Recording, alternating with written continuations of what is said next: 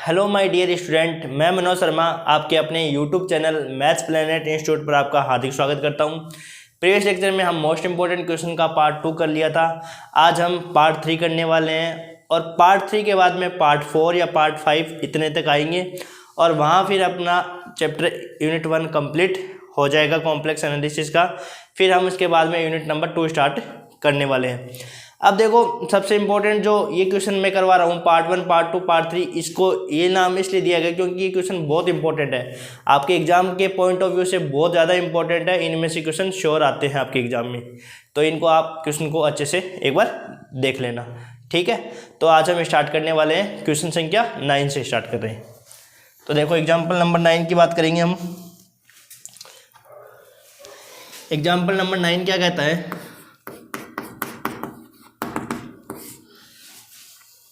प्रदर्शित कीजिए कि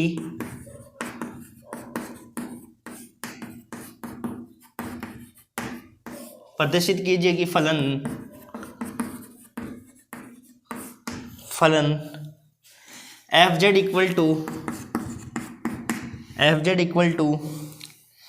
एक्स स्क्वायर वाई की power 5 x plus iota Y upon x की पावर 4 प्लस वाई की power 10 Z not equal to 0 के लिए ये फलन है आपका, तथा एफ 0 इक्वल टू 0 मूल बिंदु पर विश्लेषिक नहीं है। मूल बिंदु पर विश्लेषिक नहीं है,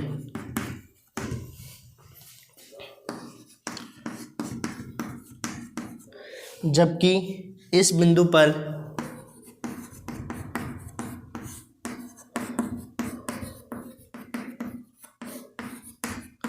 कौशी-रीमान समीकरण संतुष्ट करते हैं।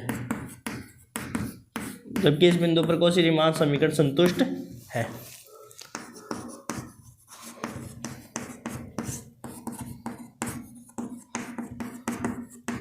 संतुष्ट है। तो ये हमारा क्वेश्चन था। तो देखो, अब क्या करना है अपने को, एक फलन एफ जेड दिया हुआ है, आपको ये बताना है कि मूल बिंदु पर तो ये विश्लेषिक नहीं है, जबकि इस बिंदु पर कौशी-रीमान समीकरण संतुष्ट करता है। तो देखो, मूल बिंदु पर विश्लेषिक नहीं है तो आपको किस पॉइंट पर आपको अवकलनीयता चेक करनी है? ओरिजिन पॉइंट पर इसकी चेक करनी है। पॉइंट आपको जो दिया हुआ है वो आपको मूल बिंदु दिया हुआ है, ठीक है। ओरिजिन पॉइंट नहीं, ये मूल बिंदु है, ठीक है ना। भाई मूल बिंदु पर चेक करना है ना, ओरिजिन पॉइंट पे। अब देखो, जबकि इस बिंदु पर ये कौशी-रीमान समीकरण संतुष्ट है। कौशी-रीमान समीकरण क्या होती है बताओ? कौशी-रीमान समीकरण होती है आपकी del you upon del x equal to del we upon del Y और del you upon del Y equal to minus में del we upon del x. तो आपको मूल बिंदु पर तो क्या चेक करना है? दोनों चीज मूल बिंदु पर चेक करनी है आपको, अवकलनीयता चेक करनी है और कौशी-रीमान समीकरण चेक करनी है। तो देखो, हमने ऐसा क्वेश्चन किया हुआ है तो हम एक बार उसको वापस इसको आगे करते हैं, क्योंकि आपको इसके जैसे क्वेश्चन हमने कर लिए थे प्रीवियस लेक्चर में और हम आज के लेक्चर में या अगले के लेक्चर में इसको कंप्लीट करने वाले हैं। तो देखो, इस क्वेश्चन को कैसे करेंगे? सबसे पहले हम चेक करेंगे कौशी-रीमान समीकरणों को कि कौशी-रीमान समीकरण संतुष्ट होती है नहीं होती है। तो सॉल्यूशन, तो सबसे पहले तो आपको क्या देखना है? आपको वास्तविक भाग और काल्पनिक भाग अलग अलग निकालना है। तो लिखो एफ जेड बराबर एक्स स्क्वायर वाई की power 5 x plus iota Y upon x की पावर 4 प्लस वाई की पावर 10, ठीक है। एफ जेड के स्थान पर क्या लिख सकते हैं? U x y plus iota v x y equal to x square को इससे मल्टीप्लाई करेंगे, एक्स स्क्वायर वाई की पावर 5 को एक्स से करेंगे तो एक्स की क्यूब वाई की पावर 5 अपॉन एक्स की पावर 4 प्लस वाई की पावर 10, ठीक है। फिर इसके बाद में इससे गुणा करेंगे तो आयोटा एक्स स्क्वायर वाई की पावर 6 अपॉन एक्स की पावर 4 प्लस वाई की पावर 10, ठीक है। अब यहाँ से क्या करेंगे? वास्तविक भाग और काल्पनिक भागों को अलग अलग करने पर, तो यहाँ लिखेंगे वास्तविक काल्पनिक भागों को अलग अलग करने पर।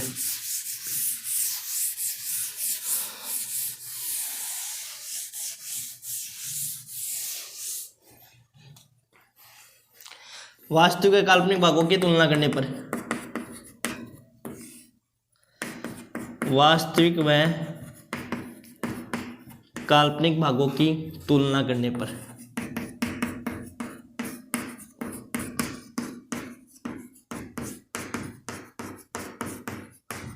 तो करो तुलना।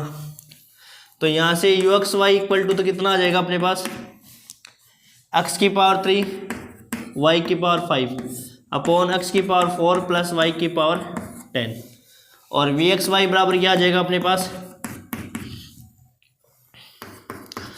एक्स स्क्वायर वाई की पावर 6 अपॉन एक्स की पावर 4 वाई की पावर 10, एक्स की पावर 4 प्लस वाई की पावर 10। ठीक है, यहाँ तक क्लियर कि वास्तविक और काल्पनिक भागों को क्लियर अलग अलग कर लिया था या वास्तविक भागों की तुलना करने पर। ठीक है, अब अपने को क्या करना है, कौशी रीमान समीकरण चेक करनी है, और कहाँ पर चेक करनी है, मूल बिंदु पर चेक करनी है। तो देखो, तो अपने को पता है कि देखो कौशी रीमान समीकरण क्या होती है, डेल यू अपॉन, सबसे पहले तो आपको ये पता होना चाहिए कि कौशी रीमान इक्वेशन क्या होती है, मूल बिंदु पर कैसे चेक करते हैं। तो कौशी रीमान समीकरण क्या होती है,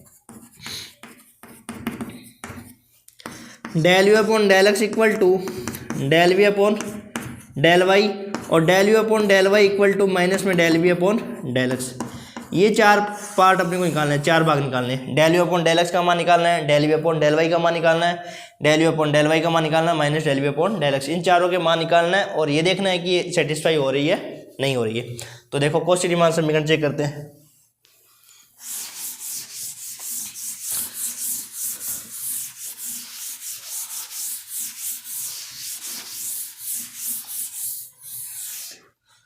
मूल बिंदु पर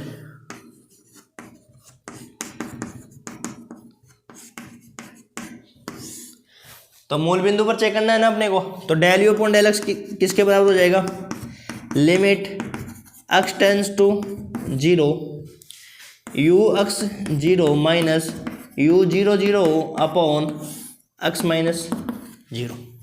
तो यहाँ से हो जाएगा limit x tends to 0 u x 0 minus you 0 0 upon x. अब देखो अपने को इन तीनों मानों को निकालना है, इसका मान निकालना है और इसका मान निकालना है, दोनों का मान निकालना है। और कहाँ पे निकालना है, इसको निकाल, इस पे रख के निकालना है। देखो कैसे निकालोगे, u x y equal to क्या अपने पास, एक्स क्यूब वाई की पावर 5 अपॉन एक्स की पावर 4 प्लस वाई की पावर 10। आपको किसका मान निकालना है, एक्स को 0 का, मतलब वाई के स्थान पर तो 0 रखना है और एक्स के स्थान पर एक्स रखना है। तो रखो यू एक्स 0 का मान निकालो, 0 भाई एक्स क्यूब इंटू 0 हो गए ना, और ऊपर 0 होते पूरा क्या हो जाएगा 0, और यू 0 0 का मान 0 है ही, या ऐसे निकाल सकते हो कि एक्स की जगह 0 और वाई की जगह भी 0, तो 0 आ गया।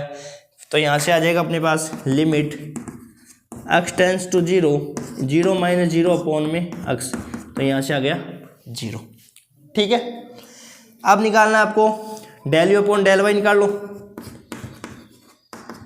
Limit x tends to 0 U 0 comma Y minus you 0 comma 0, या ऐसे कर लो del we upon del x निकाल लो। वही की बात है कि भाई del we upon del Y निकालोगे तो वाई में चेंज है, तो एक्स टेंस टू 0 नहीं होगा।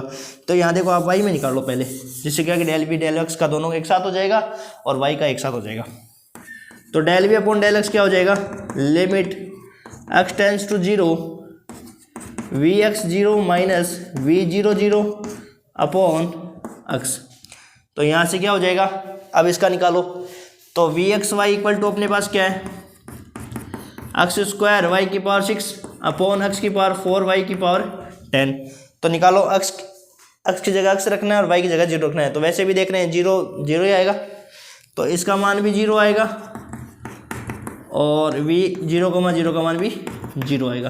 तो वी 0 का तो उससे भी देख सकते हैं अपन, कैसे कि एफ जेड बराबर क्या दे रखा है अपने को, 0 दे रखा है ना। तो एफ जेड क्या होता है, यू प्लस आयोटा बी, और यू एक्स कोमा वाई बराबर 0 प्लस आयोटा 0 है, तो यू एक्स कोमा वाई भी 0 हो जाएगा, यू वाई कोमा वो भी 0 हो जाएगा। तो इस प्रकार से भी देख सकते हो और इस प्रकार से भी देख सकते हो। ठीक है, तो देखो अब आगे करते हैं। तो यहाँ रखो मान,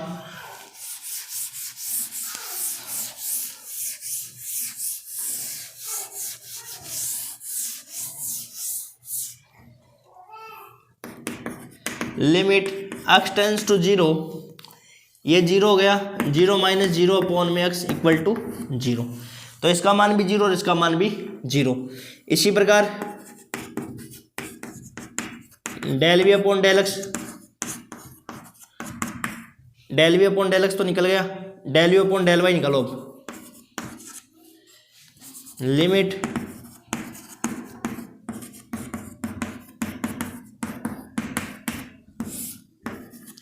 तो यहां से क्या हो जाएगा, लिमिट y टेंस टू 0। अब देखो अपने को पता है कि u x y equal to ये दे रखा है, एक्स और वाई दोनों मल्टीपल में ना, एक्स क्यूब वाई क्यूब, इसमें से कोई एक भी 0 होगा ना तो वो पूरा 0 हो जाएगा, तो एक 0 हो रहा है, तो यहाँ जाएगा 0 माइनस 0 अपॉन में y, तो ये भी 0। अब इसी प्रकार क्या निकाल लो, del we upon del Y निकाल लो। Limit y tends to 0 v0, y minus v0, 0 upon y, तो यहाँ से हो जाएगा लिमिट y टेंस टू 0। तो इसमें भी देखो फंक्शन v वाले में भी इधर रखा एक्स स्क्वायर वाई की पावर 6 है, दोनों में से एक यदि पद 0 होता है तो वो सारा 0 ही हो जाएगा, तो इसका मान भी 0 हो जाएगा, इसका भी 0, इसका y, तो यहाँ 0 आ जाएगा। तो हमने देखा कि del you upon del x है वो किसके बराबर हो गया भाई, चारों मान किसके बराबर हो गए, 0 के, तो del you upon del x के तो किसके बराबर हो गया, del we upon del y के, और del you upon del Y किसके बराबर हो गया, minus del we upon del x के, क्योंकि ये सारे बराबर ही है, 0 है चारों, और चारों 0 है, तो यहाँ पे क्या हो जाएगा, एफ जेड, जो एफ जेड है वो क्या कर रहा है, कौशी रीमान समीकरण को मूल बिंदु पर कौशी रीमान समीकरण संतुष्ट करता है। तो यहाँ देखो, अतः हम लिख देंगे लास्ट में, अतः del you upon del x equal to del we upon del Y, ठीक है, और del you upon del Y equal to minus में del we upon del X, क्योंकि सारे की वैल्यू क्या है, 0 है, तो सारे की वैल्यू 0 है, तो इन दोनों का मान आपस में बराबर है, ये दोनों आपस में बराबर है, तो यहाँ लिखेंगे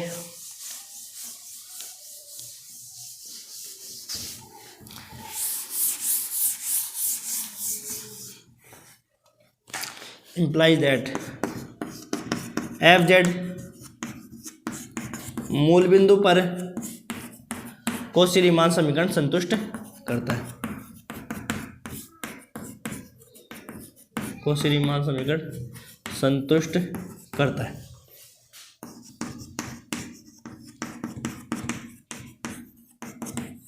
ठीक है, तो ये अपना पहला पार्ट हो गया कि एफ जेड क्या कर रहा है, मूल बिंदु पर कौशी रीमान समीकरण संतुष्ट करता है। अब आपको चेक करना है मूल बिंदु पर अवकलनीयता के बारे में, भाई विश्लेषिक फलन बताना है ना अपने को, तो अपने को चेक करना है अवकलनीयता।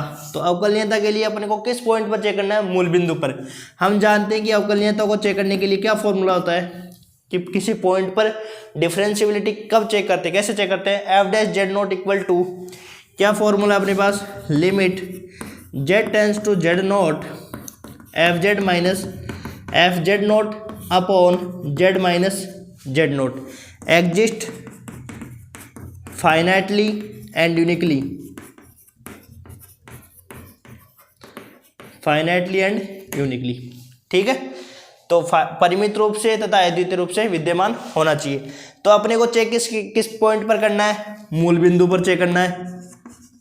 किस पॉइंट पर चेक करना है, मूल बिंदु पर चेक करना है। तो मूल बिंदु पर क्या फॉर्मूला हो जाएगा, f dash zero equal to limit Z tends to zero f Z minus f zero upon Z minus zero, ठीक है।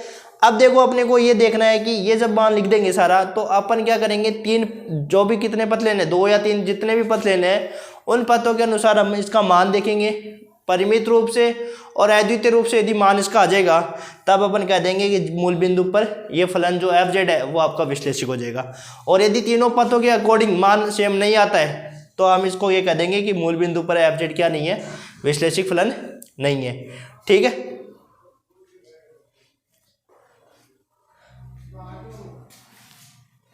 अब देखो आगे करते हैं।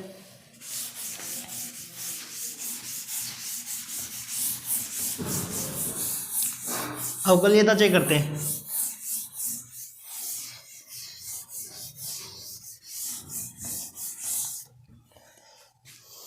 ये हो गया, एक पार्ट अपना क्लियर हो गया। हम चेक करेंगे अब अवकलनीयता, डिफरेंशिएबिलिटी। तो देखो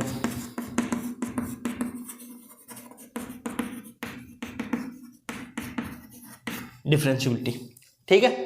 तो देखो मूल बिंदु पर चेक करना अपने को, तो F dash 0 equal to limit Z tends to 0 F Z minus F 0 upon Z minus 0, ठीक है। तो limit Z tends to 0, F z का मान क्या था अपने पास, एक्स स्क्वायर वाई की पावर 5 था ना, यही था ना, एक्स स्क्वायर वाई की power 5 x plus iota Y upon x की पावर 4 प्लस वाई की पावर 10, यहाँ पे हो जाएगा एफ 0 का मान 0, ठीक है। और जेड का अपने पास क्या है, x minus x plus iota y और होता है ना, तो यहाँ से कर सकते हो आप 1 upon x plus iota y. एक बार देखो चेक करो वापस, एफ डैश 0 इक्वल टू क्या होता है, limit Z tends to 0 F Z minus F 0 upon Z minus 0, limit Z tends to 0, F z की वैल्यू क्या थी अपने पास, देखो भाई एफ जेड की वैल्यू अपने पास ये थी एक्स स्क्वायर वाई की power 5 x plus iota Y upon x की पावर 4 प्लस वाई की पावर 10, ये अपने पास क्या था, एफ जेड था। तो एफ जेड की वैल्यू तो ये रख दी अपने, ठीक है। और माइनस में क्या था, एफ 0, ठीक है भाई, माइनस में एफ 0 था ना, देखो एफ जेड की वैल्यू तो रख दी, ये वाली पूरी हो गई, एफ 0 का मान 0 हो गया, और नीचे इसके अपॉन में क्या हो जाएगा 1 अपॉन जेड माइनस 0 है ना, तो 1 upon x plus iota y. ये ऐसे कर सकते हो कि ऊपर वाले की वैल्यू तो ये हो गई और f Z minus 0 x plus iota y, ठीक है। अब देखो इसके बाद में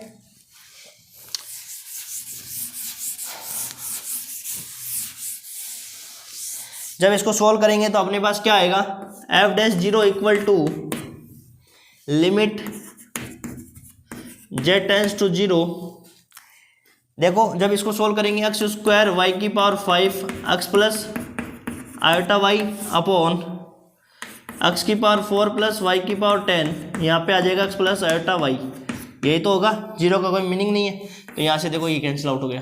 तो यहाँ से अपने पास लास्ट रिजल्ट क्या आएगा, limit Z tends to 0 x square Y की पावर 5 अपॉन एक्स की पावर 4 प्लस वाई की पावर 10, ये हो गई अपने पास इक्वेशन संख्या 1, ठीक है। यहाँ तक तो हमने कर लिया। अब देखो अब क्या करने वाले हैं, मेन इंपॉर्टेंट थिंग अब ये है, देखो क्या है इंपॉर्टेंट,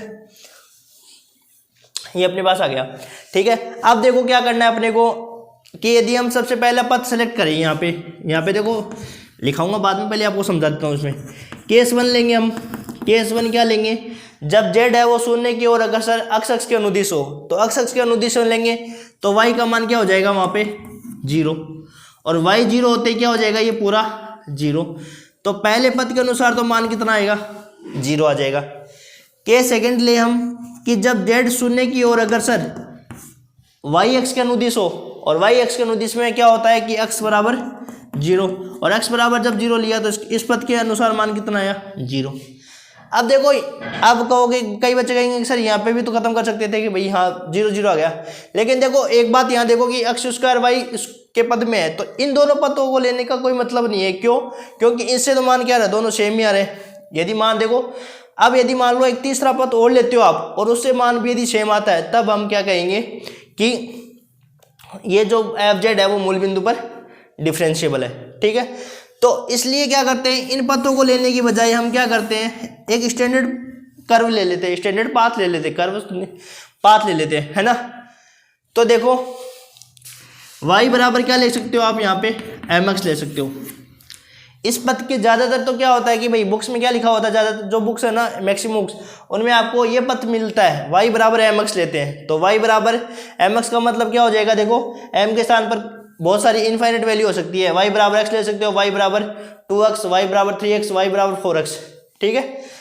तो यहाँ पे आप पद कोई भी ले सकते हो, y बराबर x ले सकते हो, y बराबर 2x ले सकते हो, y बराबर 3x ले सकते हो, y बराबर 4x, ये हमने स्टैंडर्ड ले लिया, स्टैंडर्ड फॉर्म में ले लिया, ठीक है। अब देखो क्या करेंगे कि इन पदों को लेने की बजाय हम करेंगे एक तो y बराबर mx के अकॉर्डिंग एक पद और ले लेते हैं। एक पद और कौन सा लोगे, जब भी देखो इस प्रकार के सवाल दिखे आपको कि भाई एक बार तो y बराबर x ले लिया, एक बार हम देखो यहाँ पे क्या लिख सकते हैं कि जैसे y की पावर 5 है ना, इसके स्थान पर क्या ले सकते हो आप, x स्क्वायर ले सकते हो। क्यों ले लेंगे, एक देखो y की पावर 5 बराबर x स्क्वायर ही क्यों लेंगे, क्योंकि इससे क्या हो जाएगा, पूरा जो भाई आपका इक्वेशन है वो किस में कन्वर्ट हो जाएगा, x में कन्वर्ट हो जाएगा, और x में कन्वर्ट होने का कोई ना कोई वैल्यू निकल के आ जाएगी। इसलिए कि भाई 0 0 से तो हम एक आइडिया नहीं लगा सकते कि भाई इसका मान तीसरे पद के अकॉर्डिंग भी क्या मान लो सेम आएगा नहीं आएगा। तो इसलिए हम क्या करते हैं, कोई ऐसे स्टैंडर्ड कर्व लेते हैं जिससे कोई वैल्यू आए, जिससे हम ये पता लगा सकते हैं कि भाई डिफरेंट वैल्यू आ रही है नहीं आ रही है। तो इसलिए हम क्या करेंगे, इन पथों को लेंगे, ठीक है ना। तो देखो सबसे पहला केस, भाई ये नहीं कह रहा हूँ मैं कि ये पथ लेते नहीं, ये पथ इसलिए नहीं ले रहे हैं इस वाले में क्योंकि देखो x स्क्वायर y की पावर 5 है, दोनों मल्टीपल में है, जो x जब z है वो शून्य की ओर अगर x दीजिएगा तो y 0 हो जाएगा, और उसमें लेंगे तो x 0 हो जाएगा, तो इसे तो 0 0 वैल्यू आ जाएगी। तो इन पथों को लेने के बजाय हम इन पथों को लेंगे, ठीक है। यदि और कुछ होता ना डिफरेंट तब हम ये दो पथ ले सकते थे।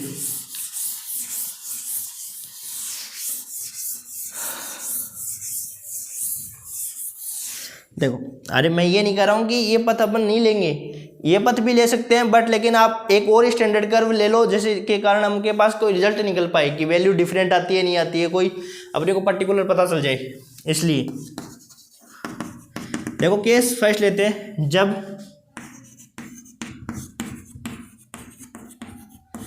z शून्य की ओर अग्रसर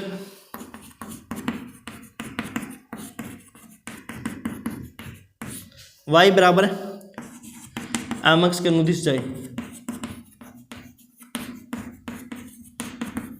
अब देखो y बराबर mx के अनुदिश, यहाँ पे y बराबर mx भी ले सकते हो और y बराबर x भी ले सकते हो आप, तो आपकी मर्जी है जो भी लेना चाहो। तो भाई mx ले लो चाहे x ले लो, एक ही बात है।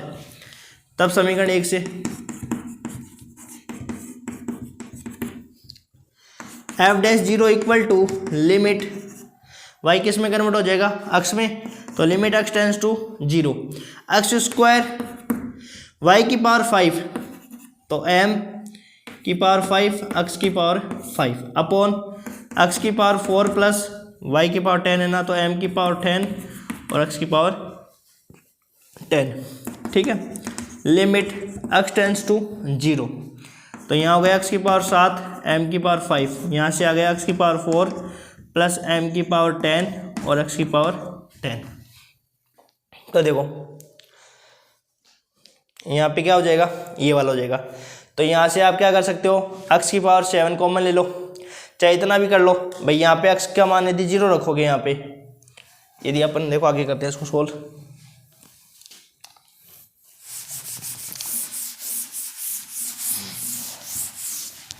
इसको सोल्व करते हैं। लिमिट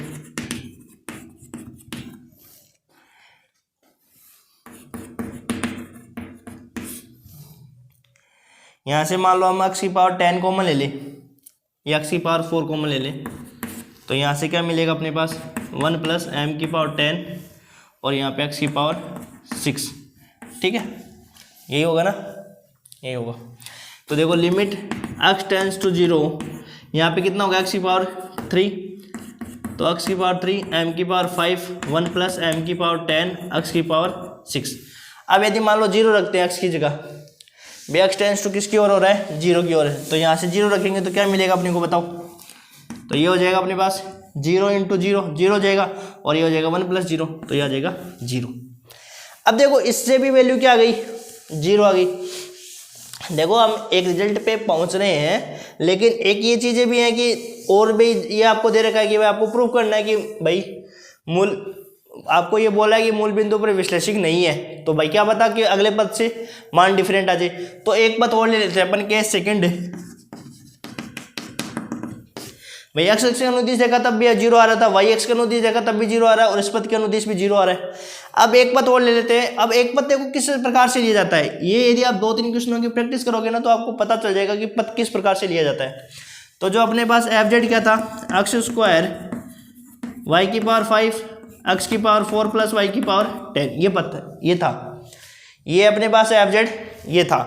तो अब देखो पद के लिए क्या करेंगे, अब आपको देखो y की पावर 5 बराबर क्या दिख रहा है, यदि अपन y की पावर 5 बराबर क्या ले ले, एक्स स्क्वायर ले लें, तो देखो वाई की पावर 5 बराबर एक्स स्क्वायर लें तो यहाँ से क्या मिलेगा अपने को, देखो x square into x square, नीचे एक्स की पावर 4 और ये क्या लिख सकते हैं वाई की पावर 5 का होल स्क्वायर।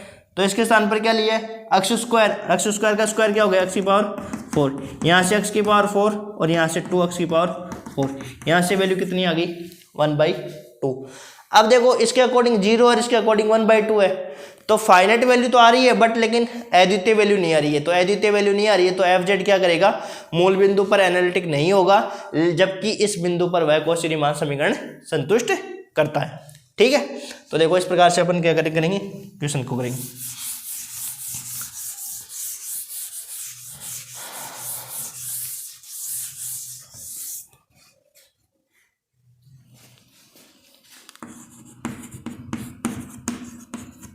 जब z शून्य की ओर अग्रसर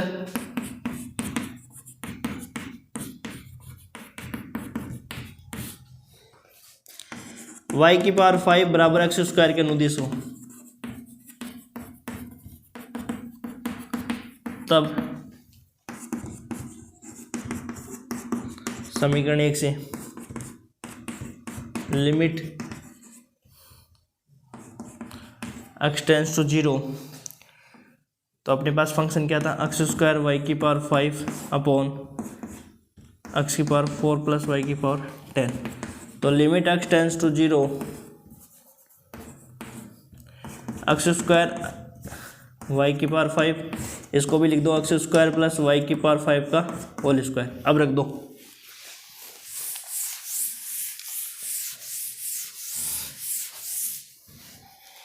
limit x tends to 0 x square into x square upon x की पावर 4 प्लस एक्स की पावर 4, तो यहाँ से हो जाएगा limit x tends to 0 x की पावर 4 अपॉन 2x की पावर 4, तो यहाँ से कितना वैल्यू हो जाएगा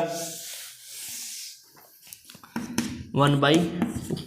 तो हमारा मान क्या आ गया, एक पद के अनुदिश तो मान कितना आ रहा है 0 और एक पद के अनुदिश हमारा मान कितना आ रहा है 1/2। तो यहाँ से हम कह सकते हैं कि जो एफ डैश 0 का मान है वो अद्वितीय नहीं है, और अद्वितीय नहीं है तो एफ जेड मूल बिंदु पर विश्लेषक नहीं है। ठीक है, देखो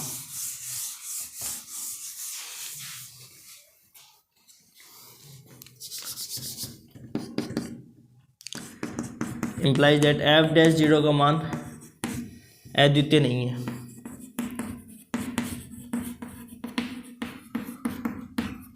इसलिए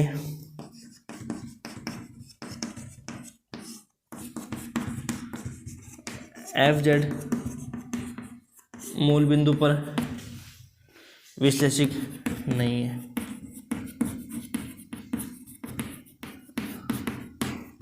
जबकि इस बिंदु पर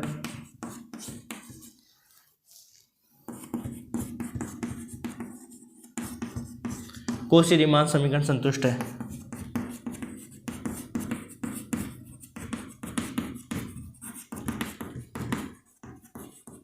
संतुष्ट है। ठीक है, तो ये हमारा क्वेश्चन था। हमने सबसे पहले तो मूल बिंदु पर कौशी रीमान समीकरण संतुष्ट करवाई, फिर हमने एनालिटिक चेक किया। तो एनालिटिक के लिए आप डिफरेंशिएबिलिटी चेक कर लो किस पॉइंट पर, और उसमें हमने पद को ले लिया और पद के अनुदिश देखा, मान अद्वितीय नहीं है और अद्वितीय नहीं है तो मूल बिंदु पर विश्लेषक नहीं है।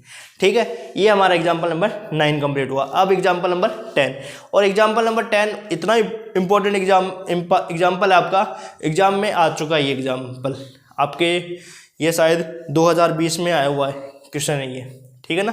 तो मोस्ट इंपॉर्टेंट एग्जांपल है 10 का। तो मैं यही तो कह रहा हूँ कि ये जो 4 क्वेश्चन सेम एक क्वेश्चन 4 के टाइप के हैं, वे 4 क्वेश्चन एक टाइप के हैं, 4 क्वेश्चन एक टाइप के हैं, तो उनमें से एग्जाम में बहुत बार पूछे गए हैं। ज़्यादातर वही क्वेश्चन आपको पूछे जाते हैं एग्जाम में। तो एग्जाम्पल नंबर 10 करते हैं। और देखो ये क्वेश्चन ये कोई हार्ड भी नहीं है, आपको पता है कि भाई एक क्वेश्चन करने के बाद में तो आप सारे क्वेश्चन आप खुद भी कर सकते हो, इतने इजी टाइप के क्वेश्चन है ये।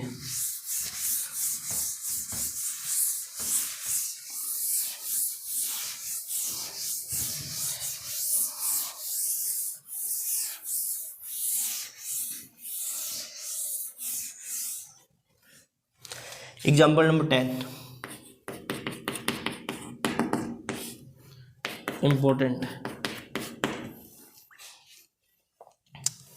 प्रदर्शित कीजिए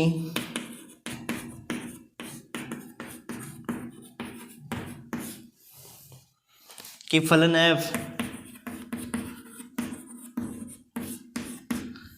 f जो कि एफ जेड बराबर ए की पावर माइनस जेड की power -4 z not equal to 0 f0 equal to 0 द्वारा परिभाषित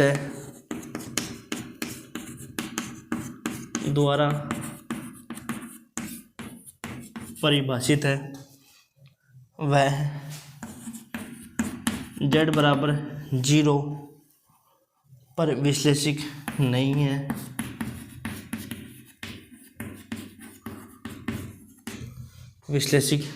है, जबकि कौशी-रीमान समीकरण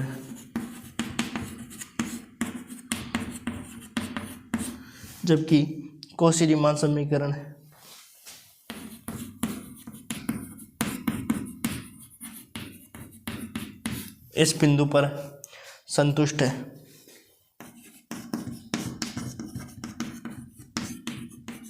इस बिंदु पर संतुष्ट है।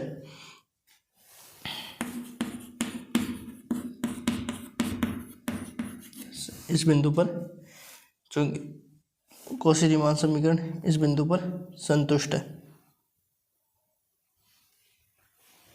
ठीक है, तो आपको ये बोलना है क्वेश्चन। देखो, प्रदर्शित कीजिए कि फलन f जो कि एफ जेड बराबर e की पावर माइनस जेड की power -4 z not equal to 0 f0 पर 0 है द्वारा परिभाषित है, वह z बराबर 0 पर विश्लेषिक नहीं है। तो आपको एनालिटिक किस पर चेक करना है? 0 पर चेक करना है, और इसी पॉइंट पर आपको कौशी-रीमान समीकरण संतुष्ट होती है। अब देखो इस क्वेश्चन में क्या होता है कि थोड़ा सा इक्वेशन किस प्रकार से, आप देखो कि जैसे मान लो एफ जेड बराबर क्या दे रखा आपको, e की पावर जेड माइनस जेड की पावर -4, ये दे रखा आपको e की पावर माइनस जेड की पावर -4। अब यहाँ समझते देखो कि मान लो कि एफ जेड बराबर क्या लिख सकते हैं आप, ux, y plus iota vx, y equal to e की power -x plus iota y की पावर -4। ठीक है, अब देखो जैसे हम पहले कैसे करते थे कि भी del you upon del x निकालते थे, del you upon del y निकालते थे, वास्तविक भाग में पृथक करते थे, काल्पनिक भाग में पृथक करते थे। देखो अब इसमें क्या करना है अपने को, इस क्वेश्चन में आप डायरेक्ट कर सकते हो। डायरेक्ट किस प्रकार से कर सकते हो कि भाई जो वैल्यू आपको चाहिए, भाई जैसे del you upon del X का फॉर्मूला क्या होता है अपने पास, limit x tends to 0 ux 0 minus u 0 upon x, ये होता है। Del you upon del Y का क्या फॉर्मूला होता है, या पहले del we upon del x निकालते हैं। Del we upon del X का क्या फॉर्मूला होता है, limit x tends to 0 v x, 0 minus v 0, upon x। Del you upon del Y क्या होता है, limit y tends to 0 u 0, y 0 upon y।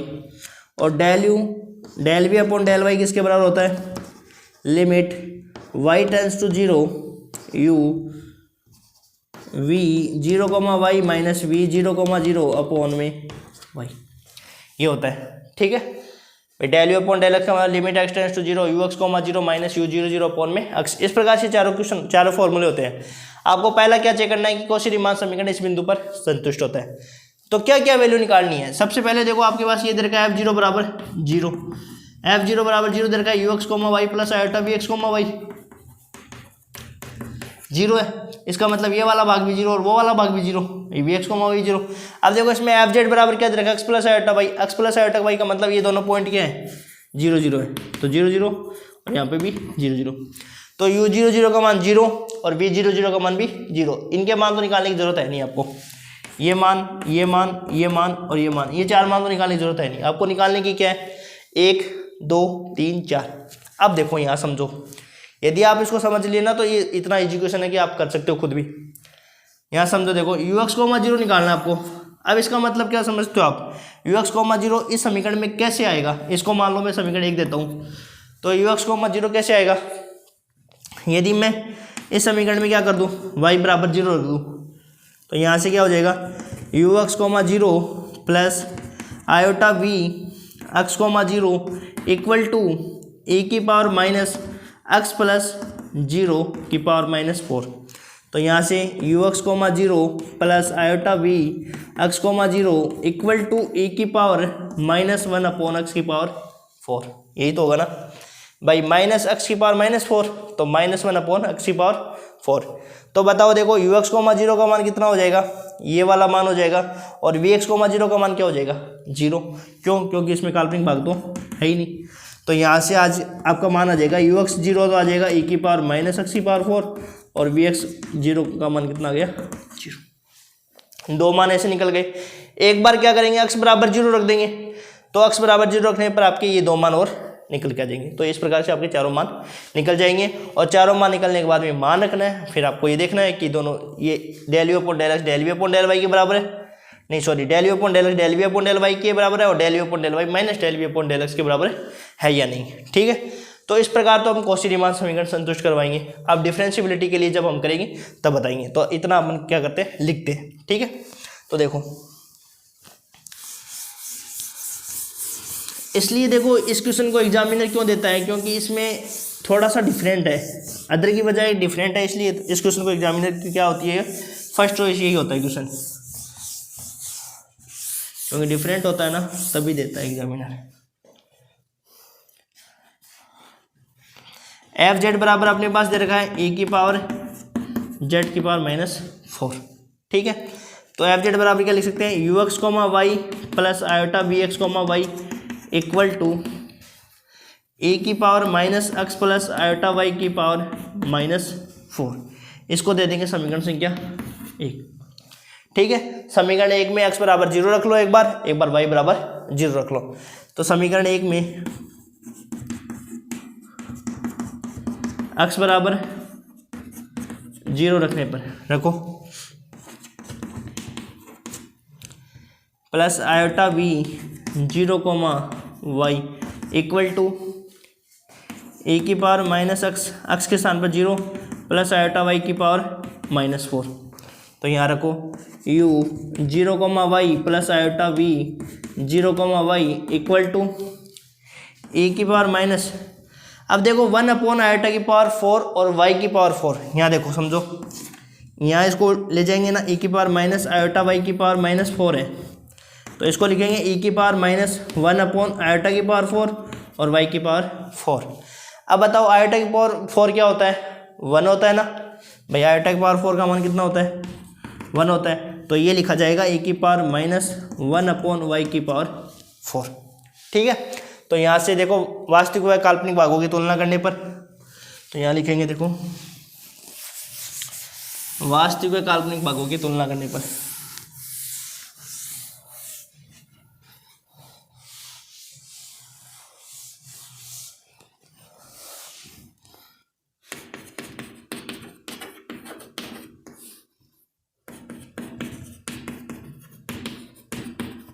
वास्तविक व काल्पनिक भागों की तुलना करने पर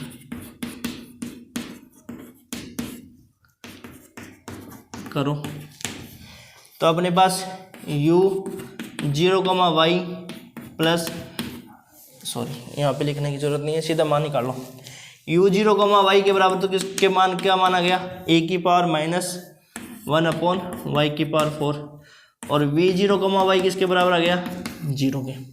ठीक है, अब एक बार समीकरण में क्या रख लो, y की जगह 0 रख लो। अब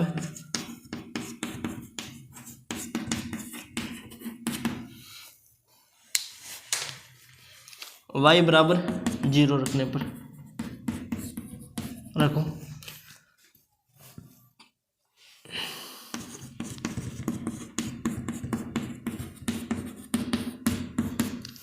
इक्वल टू क्या आ जाएगा, a की पावर माइनस एक्स प्लस 0 की पावर माइनस 4।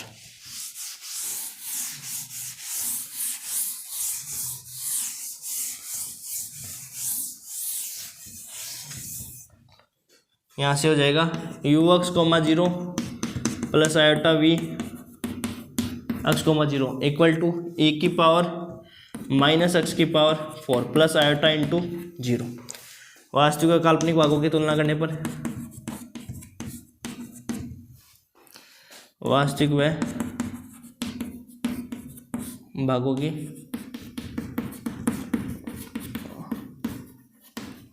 तुलना करने पर करो।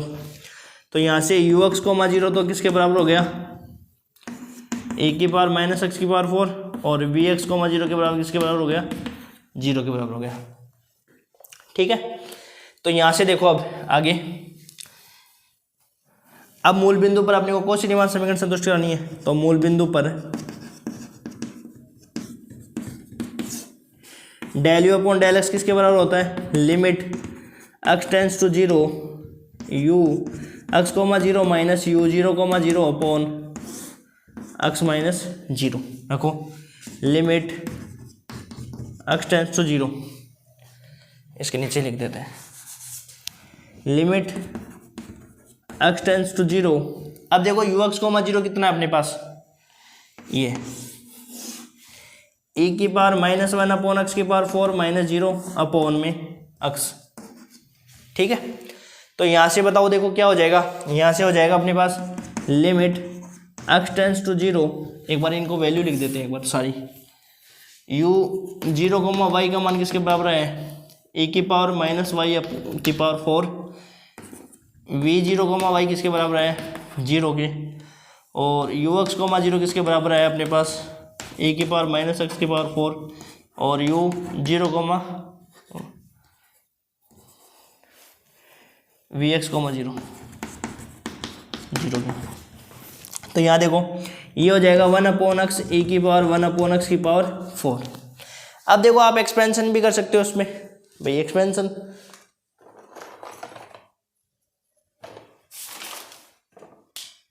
देखो, एक्सपेंशन करोगे तो एक्सपेंशन से करके भी कर सकते हो, और डायरेक्ट करो तो देखो यहाँ पे क्या बनेगा, एक्स बराबर 0 रखना है तो 1 अपॉन 0 क्या बनेगा इन्फिनिटी, और ए की पावर इन्फिनिटी क्या होता है, इन्फिनिटी होता है। देखो ए की पावर इन्फिनिटी तो इन्फिनिटी होता है, और ए की पावर माइनस इन्फिनिटी क्या होता है 0 के बराबर। या आप एक्सपेंशन करके भी लिख सकते हो। देखो एक्सपेंशन करके कैसे करेंगे, दोनों तरीके से कर सकते हो। देखो एक्सपेंशन तरीके से देखो कैसे करेंगे, limit x tends to 0 1 upon x. देखो e की पावर x का एक्सपेंशन क्या होता है, पहले तो इसको लिख देता हूँ मैं, e की पावर x का एक्सपेंशन, e की पावर x का क्या प्रसार होता है 1 plus x square upon factorial 2 plus x cube upon factorial 3 and so, ये होता है आपका एक्सपेंशन। यदि मान लो मैं 1 अपॉन या ए की पावर 1 अपॉन एक्स की पावर 4 का एक्सपेंशन करूँ तो कितना होएगा बताओ। यहाँ पे देखो पहला पद तो 1 आ जाएगा, प्लस एक्स आता है तो 1 अपॉन एक्स की पावर 4 प्लस फिर क्या आता है एक्स का स्क्वायर, 1 अपॉन फैक्टोरियल 2 तो आएगा ही आएगा, एक्स का स्क्वायर इसका स्क्वायर, तो 1 अपॉन एक्स की पावर 4 का स्क्वायर क्या होता है एक्स की पावर 8 एंड सो, यहाँ लिखना है। देखो तो यहाँ हो जाएगा limit x tends to 0 1 upon x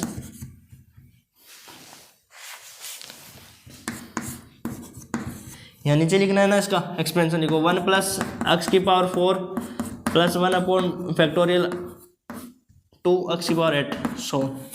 ठीक है, तो यहाँ देखो क्या हो जाएगा आपके पास,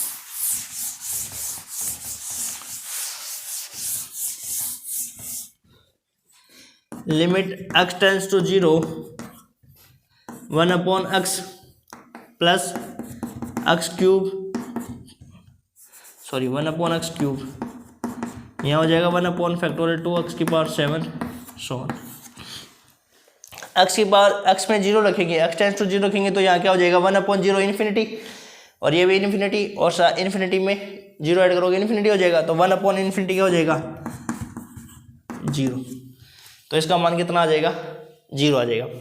अब निकालो आप del you upon del x निकाल लिया, तो del we upon del x निकालो, limit x tends to 0 v x comma zero minus v zero comma zero upon x minus zero. तो यहाँ से हो जाएगा limit x tends to zero. तो देखो वी एक्स कोमा जीरो कितना है अपने पास बताओ, ए की power minus one upon x की power four minus zero upon x. तो यहाँ से हो जाएगा limit x tends to zero one upon x e की पावर वन अपॉन एक्स की पावर फोर। वही सेम पद बन गया ये वाला। तो इसमें क्या लिख सकते हो डायरेक्ट जीरो। ठीक है, अब निकालो del you upon del Y.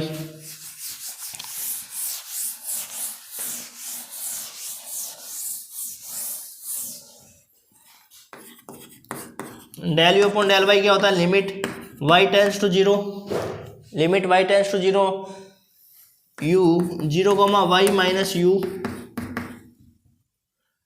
अपन क्या निकालिए, del you upon del x निकालिए, del you upon del you upon del x, del you upon del Y निकाल रहे हैं। तो ये हो जाएगा y, limit y tends to zero.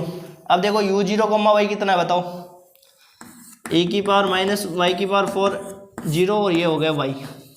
तो यहाँ से हो गया limit y tends to zero. ये भी सेम सेम कैसा बन गया, वैसे का वैसे ही बन गया। तो यहाँ पे भी आप क्या लिख सकते हो, डायरेक्ट जीरो लिख सकते हो। देखो वही एक्सपेंशन करके भी लिखते हो तो वो तो बहुत अच्छी बात है। यदि आप यहाँ पे एक्सपेंशन करके लिखते हो ना, वैसे सेम प्रोसेस जो अपन ने ऊपर वाले पद में किया है वैसे लिखोगे तो बहुत अच्छा लगेगा भाई, एग्जामिनर का इफेक्ट पड़ेगा। अदरवाइज ऐसे लिखोगे डायरेक्ट, अब भाई एक में करके दिखा दिया हमने और इसमें हम डायरेक्ट लिख सकते हैं तो जीरो लिख सकते हो। ठीक है, तो यहाँ देखो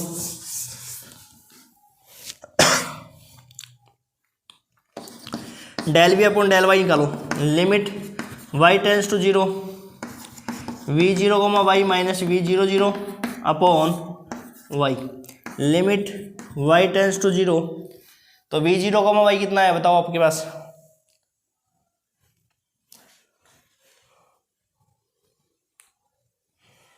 del we upon del Y निकाल रहे हैं ना अपन।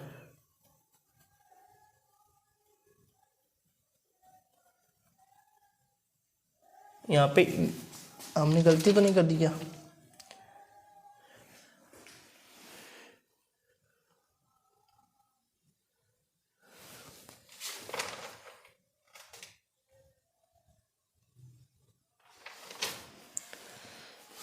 रुको मान देख लेते हैं एक बार, चेक करते हैं गलत तो नहीं लिख दिया ना।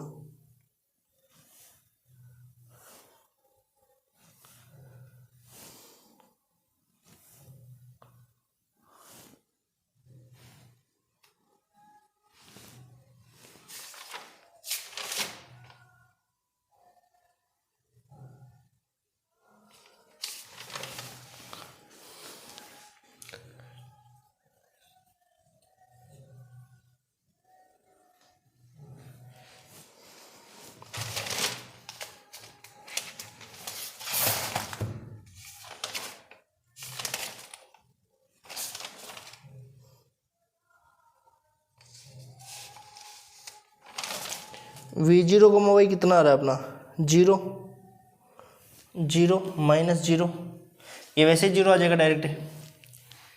यहाँ पे अपने यहाँ पे सही किया था ना, यू जीरो कोमा वाई। ठीक है, तो ये तो वैसे डायरेक्ट जीरो आ जाएगा आपके पास।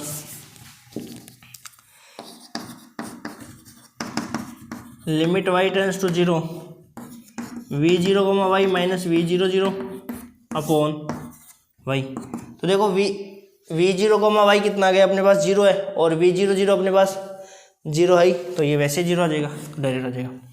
तो यहाँ से देखो, अरे मैं उस वजह से कन्फ्यूज हो गया था कि भाई मैंने सोचा कि इस प्रकार से ए की power minus y upon y की पावर फोर, इसमें भी ये पद होगा।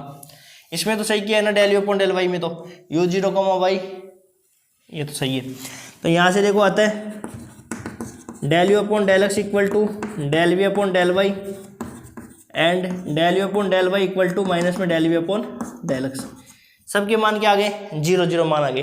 तो यहाँ से लिखेंगे कि एफ जेड क्या कर रहा है, मूल बिंदु पर कौशी रीमान समीकरण संतुष्ट करता है। इम्प्लाइज दैट, मैंने सोचा कि उस मान में गलती हो गई होगी पता नहीं लिखने में, एफ जेड मूल बिंदु पर कौशी रीमान समीकरण संतुष्ट करते हैं। ऊपर लिख देते हैं इसको।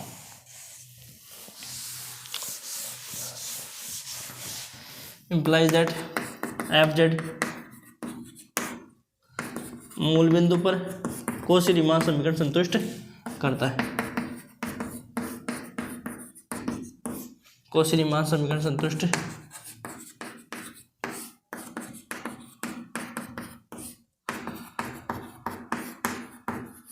संतुष्ट करता है। ठीक है, यहाँ तक अपना क्वेश्चन हो गया,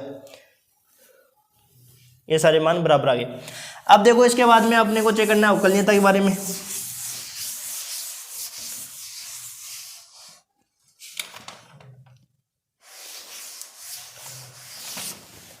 ठीक है, अब देखो अवकलनीय, ये तो अपना हो गया कि मूल बिंदु पर तो कौशी-रीमान समीकरण संतुष्ट होता है। अब इन मानों की जरूरत अपने को है नहीं।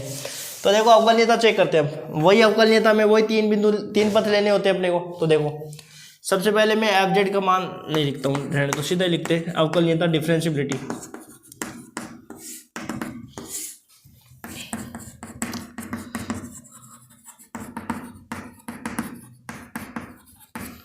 तो देखो मूल बिंदु पर चेक करना है। F dash zero equal to limit Z tends to zero f Z minus f zero upon Z minus zero.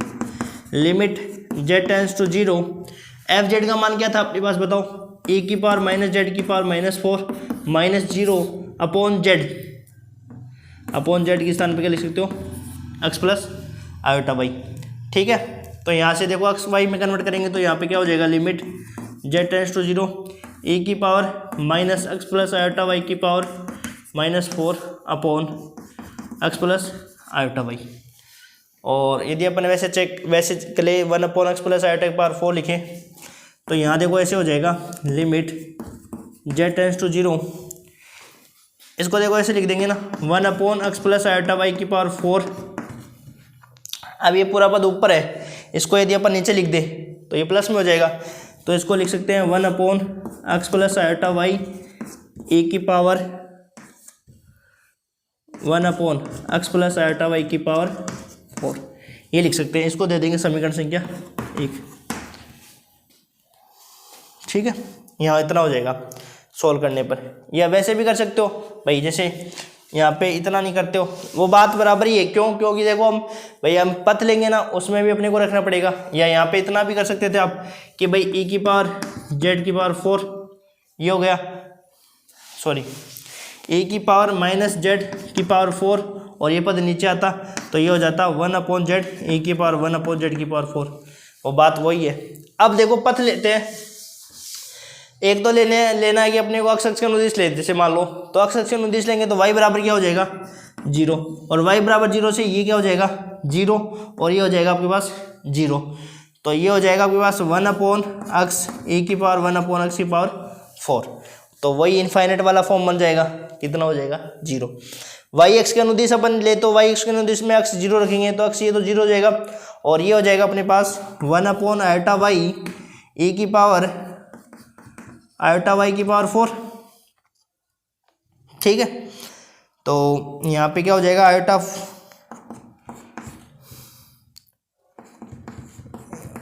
Y की पावर 4, वाई भी है साथ में। तो आप यदि मान रखोगे वाई की टेंस टू 0 रखोगे तो ये भी वो इन्फिनिटी बन जाएगा 0।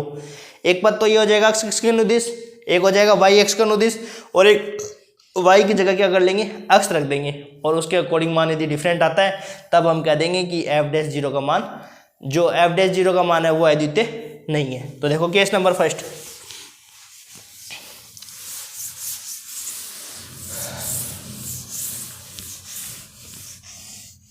ये रहने दो। केस फर्स्ट, जब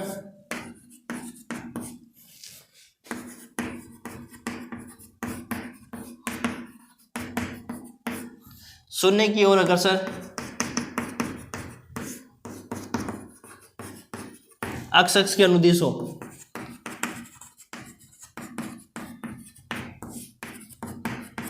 तब y बराबर 0, तब समीकरण 1 से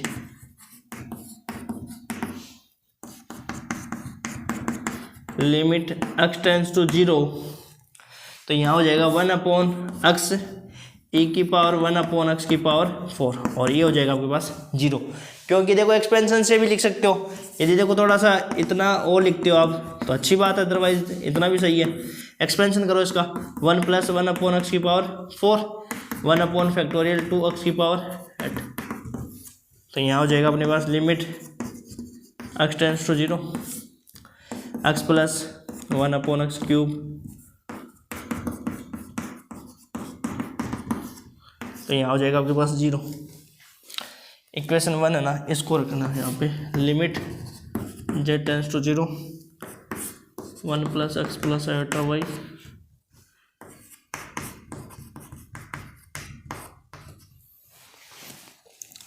तो यहाँ हो जाएगा आपके पास क्या 0। 1/∞ क्या हो जाएगा 0। अब देखो इसके बाद में लेंगे केस सेकंड। केस सेकंड में जब z शून्य की ओर अग्रसर y(x) का अनुदिश हो, तो y(x) का अनुदिश होता है x बराबर क्या होता है 0 होता है।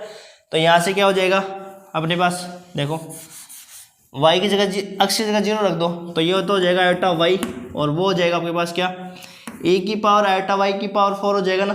तो i⁴ का मान तो 1 हो जाएगा, और तो यहाँ हो जाएगा y⁴। तो वही एक्सपेंशन करेंगे इसका भाई, y इंटू है तो आप क्या करोगे इन्फिनिटी, और इन्फिनिटी करते ही 0 आ जाएगा। क्योंकि ध्यान रखना e⁻∞ का मान इन्फिनिटी होता है, और e⁻∞ का मान क्या होता है 0 होता है, ये ध्यान रखना। केस थर्ड देखो, जब z शून्य की ओर अग्रसर, when z tends to 0 along to y बराबर y इक्वल टू x। जब z शून्य की ओर अग्रसर y बराबर x के अनुदिश हो, मतलब अब y की जगह क्या रखना है x रखना होता है, अनुदिश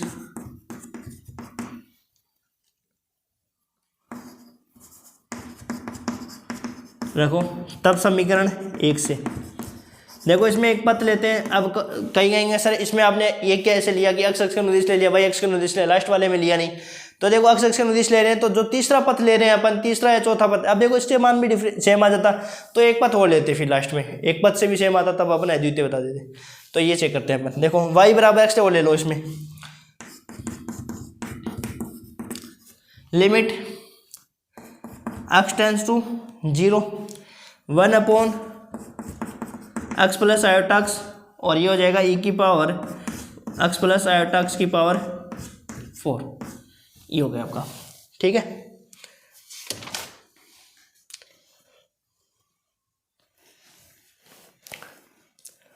यहां से देखो आप आगे,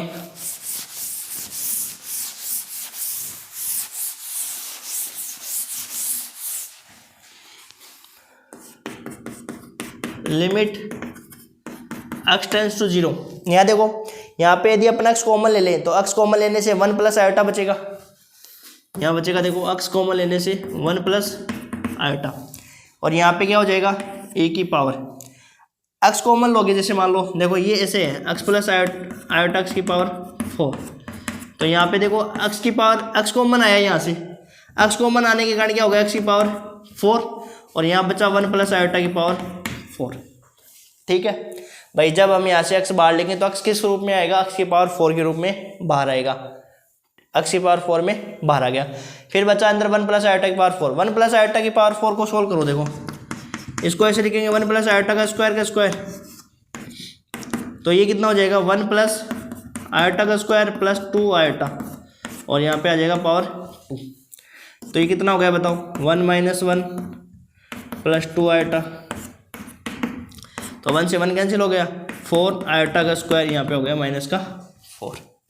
ठीक है भाई, देखो क्या किया हमने, x + 1i को क्या कर लिया, x में कॉमन ले लिया, तो ये 1 + i गया। यहाँ पे क्या हुआ कि x जब बाहर आया तो x⁴ में बाहर आया, अंदर बचा 1 + i/4, और 1 + i/4 को हम ऐसे लिख सकते हैं 1 + i² होल स्क्वायर खोलो, 1 + i² + 2i, तो i² क्या था -1 -1 +1 कैंसिल हो गया, 2i बचा, 2 का स्क्वायर 4i² -1 के बराबर होता है ये।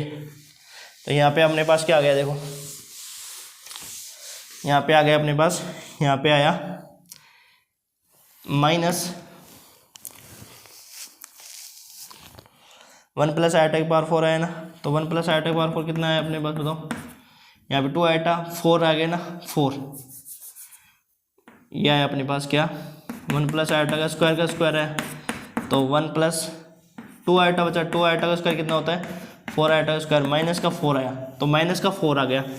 ठीक है, और यहाँ पे कितना है x⁴ ये मान आ गया अपने पास। ठीक है, अब देखो क्या करेंगे, 1 प्लस आयोटा तो कांस्टेंट है, ये तो बाहर लियो लिमिट से, लिमिट x टेंस टू 0, यहाँ बच्चा देखो ये ऊपर चला जाएगा, ए की पावर, ऊपर भी नहीं भेजते हो तो यहीं कर लो डायरेक्ट, देखो यहाँ पे क्या हो जाएगा 1/x ए की पावर माइनस x की पावर 4।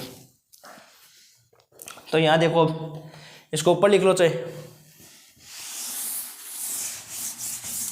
अब ये माइनस पावर वाला है, ऊपर जाएगा तो प्लस पावर में, तो 1 plus iota limit x tends to 0, तो ये हो गया e की पावर 4x की पावर 4, यहाँ आ गया नीचे x।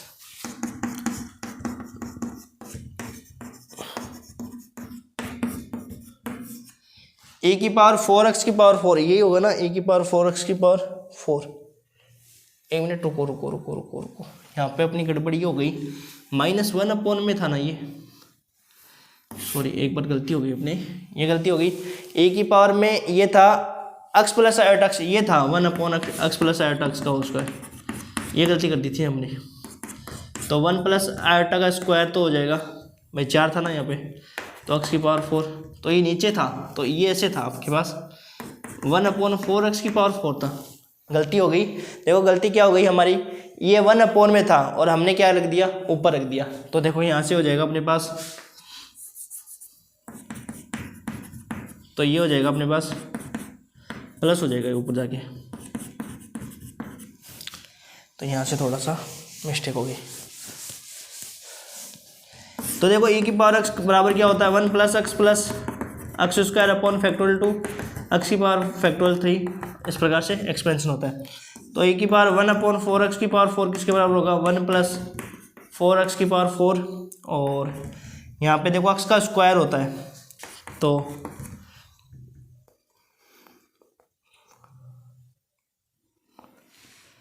x का स्क्वायर है ये पूरा क्या अपने पास x है, इसका स्क्वायर करो 1/4x की पावर 4 का स्क्वायर करेंगे तो क्या हो गया बताओ 1/16 और x की पावर 8, 16 x की पावर 8। लेकिन इस पद का काम ही नहीं आएगा, इतना ही बहुत है, ठीक है ना, इतना भी बहुत, 2 पदों तक एक्सपेंशन ठीक है, क्योंकि इतना काम ही नहीं आएगा ये। लिमिट x टेंस टू 0, तो यहाँ हो जाएगा 1 प्लस x लिखते हैं ना, तो यहाँ पे x ये है 1/4x की पावर 4, तो 1/4x की पावर 4, ये एक्सपेंशन हो जाएगा 1/1 plus iota limit x tends to 0, x से मल्टीप्लाई करो 1/x प्लस 1/4x की पावर 3। अब x टेंस टू लिमिट लगाएंगे इसमें, x टेंस टू 0, यही तो था अपना, इतना ही तो था, है ना। अब देखो x टेंस टू 0 लगाओ इसमें, तो x टेंस टू 0 करेंगे तो ये क्या बनेगा 1/∞, और 1/0, तो 1/0 किसके बराबर बनेगा इन्फिनिटी के बराबर। अब अपने पास जो वैल्यू आई थी इसमें ना तो ये फाइनाइट वैल्यू आई है, ना इसमें क्या अद्वितीय, फाइनाइट वैल्यू नहीं आई पहली बात तो, है ना। तो फाइनाइट वैल्यू नहीं आई तो इसका मतलब f' 0 का मान क्या नहीं है, फाइनाइट परिमित नहीं है, अतः f z मूल बिंदु पर विश्लेषिक नहीं है। तो यहाँ लिख देंगे देखो, अतः f' 0 का मान परिमित व अद्वितीय नहीं है।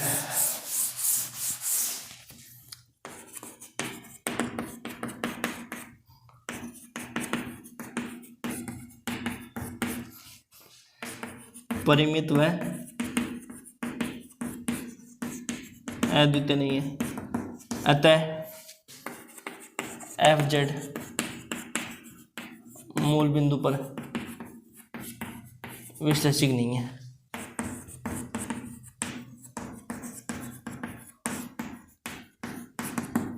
जबकि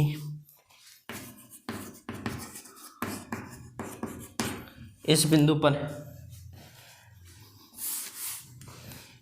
पर कौशी-रीमान समीकरण संतुष्ट है।